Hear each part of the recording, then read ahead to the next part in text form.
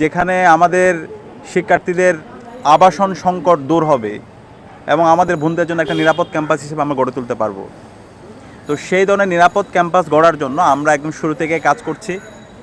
আমরা যে ইশতেহার দিয়েছি, প্রত্যেকটা ইশতেহার ইতিমধ্যে আমরা ইশতেহার নিয়ে কাজ করার চেষ্টা করেছি এবং ইতিমধ্যে আমাদের যে কাজ, সে কাজের সম্পূর্ণ আপডেট আপনাদেরকে আমরা দ্রুতই সোশ্যাল মিডিয়ায় দিয়ে দিব এবং প্রত্যেকটা কাজের বিস্তারিত প্ল্যান এবং কতটুকু বাস্তবায়ন হয়েছে এবং কি কি বাকি আছে সেটা সহ আপনাদেরকে আমরা জানিয়ে দেব। তো আমাদের এখানে মৌলিক যে সংকটগুলো ছিল, বিশ্ববিদ্যালয়ের 104 বছর অনেকগুলো সংকট তৈরি হয়েছে। স্বাধীনতার 5 দশকে অনেক বড় বড় সিন্ডিকেট তৈরি হয়েছে। তো আমরা সবগুলো আইডেন্টিফাই করার চেষ্টা করেছি এবং প্রত্যেকটা সিন্ডিকেটকে আমরা ভেঙে দেওয়ার চেষ্টা করছি।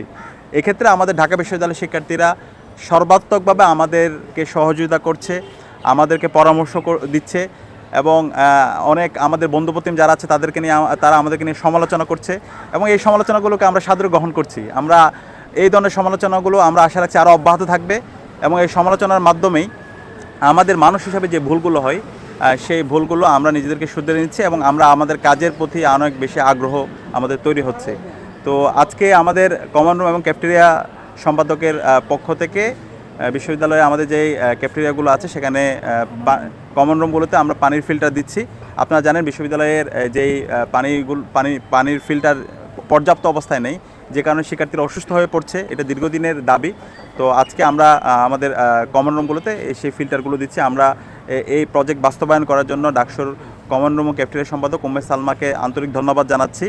একই সাথে আপনারা জানেন আমরা বারবার বলছি, আমরা যা বলেছি তা তো বাস্তবায়ন করবই, এর চাইতে আমরা 5 গুণ বেশি কাজ করবো ইনশাআল্লাহ। এবং ইতিমধ্যে আপনারা দেখতে পেয়েছেন আমাদের বিশ্ববিদ্যালয়ের শিক্ষার্থীদের দীর্ঘদিনের একটা দাবি ছিল, সেটা অনেক দিনের দাবি, আমাদের সন্ধ্যাকালীন বাস চালু হওয়া।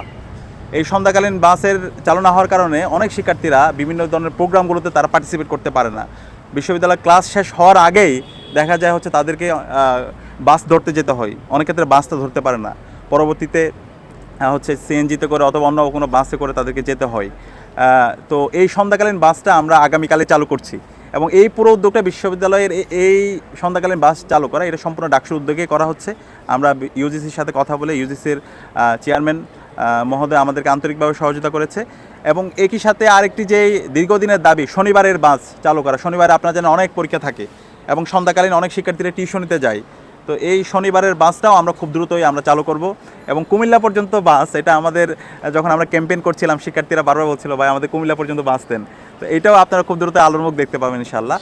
আর আমাদের কিছু হল আছে বাইরে, যেমন মৈত্রী হল, এরপর হচ্ছে ফজিলাতুন নেসা মুজিব হল, এই হলের শিক্ষার্থীদের এবং সুফিয়া কামাল হল, তাদের দীর্ঘদিনের